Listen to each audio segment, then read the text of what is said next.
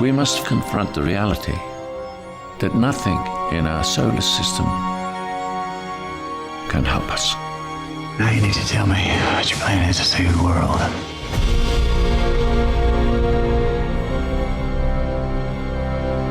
Son had been asking me a bunch of questions about space and the solar system around that time. And then the script came along and I was like, this is actually what I've been talking to my son about. The concepts that Chris put on paper, I mean, the way his mind works is just wild. The fact that, in Contact, I was in a film that talked about these things, but in this film I was like, I get to actually go, be the pilot, be the one driving the ship. That was exciting. I think it was the concepts, the fact that he made physics emotional, which sounds impossible, but also that it was going to be this epic sci-fi action adventure that had a love story at its heart that wasn't necessarily romantic. It, in a way, went much deeper than that and wouldn't alienate anyone the way sometimes romances can.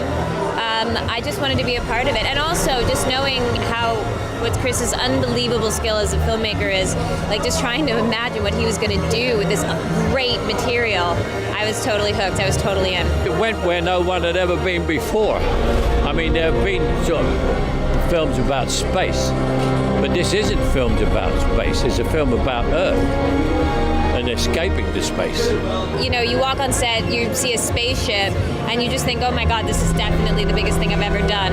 And you show up and Chris says, we don't actually have enough harnesses for everyone. Can you sort of stand in the background and stand on one leg and not pretend, but act like you're in zero G? And that's when you go, this is a film with no money.